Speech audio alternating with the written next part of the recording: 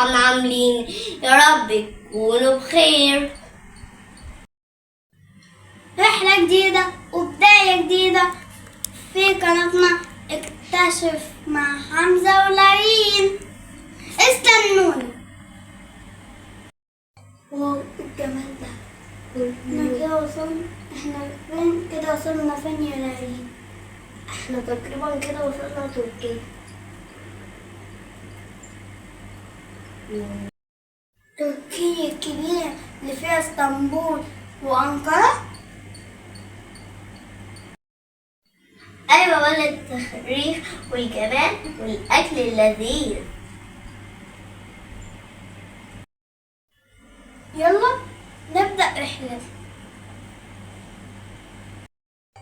شايف القبة الكبيرة دي؟ ده مسجد آيا صوفيا. ياه ده كبير قوي. ده اتبنى من 1500 سنة، يعني قديم جدا. كان كنيسة وبعدين مسجد وبعدين دلوقتي متحف. واو مكان واحد وحكايات كتير. ياه السوق ده مكان واحد.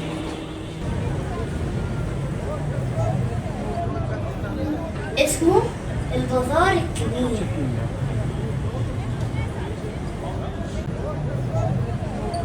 ريحة التوابل الكركم والفلفل والقرفة مالية الدنيا. وكمان الحلويات المشهورة هنا، البقلاوة ورحة الحلوى. طعم الحلويات حلوة قوي. الله، البلونات دي كلها. البالونات دي اسمها منطاد الهواء الساخن. منطاد الهواء الساخن هو الناس بيركبوا فيه عشان يطلعوا لفوق. واو المنظر هنا رائع. أنا رائد الفضاء. اهدى رائد الفضاء اهدى.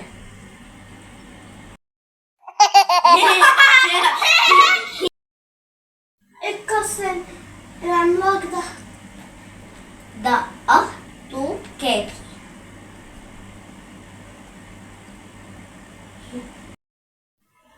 مين كان عايش فيه؟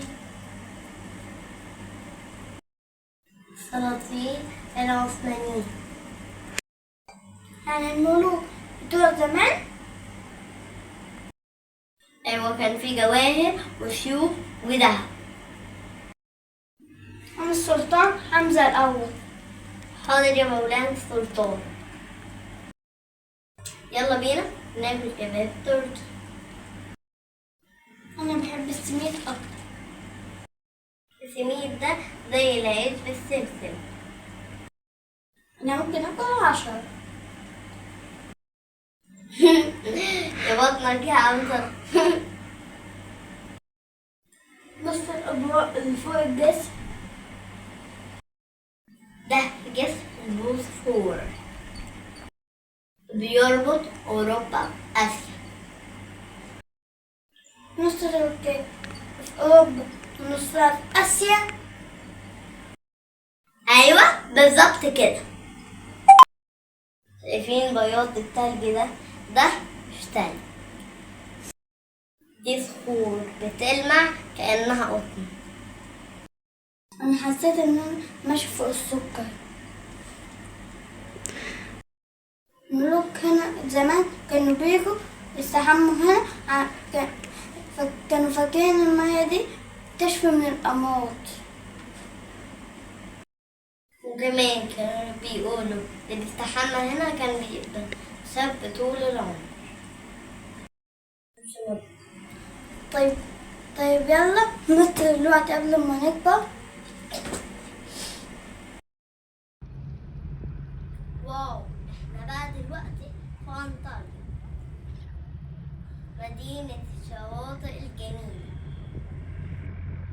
ناس بيسموها جنة تركيا.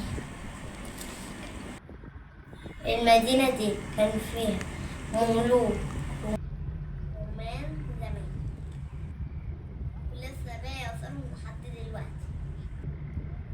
ممكن نلاقي أثر في الرمل واحنا بنلعب. بس خلي بالك هيطلع لك تمساح. احنا كده خلصنا رحلتنا في تركيا، من اسطنبول لحد أنطاليا. شفنا آيا صوفيا والبازار،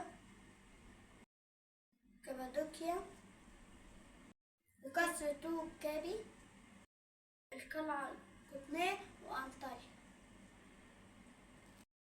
وأكلنا بالدو سميت. مستنيينكم الحلقة الجاية في سلسلة رحلة حول العالم في قناة اكتشف مع حمزة العين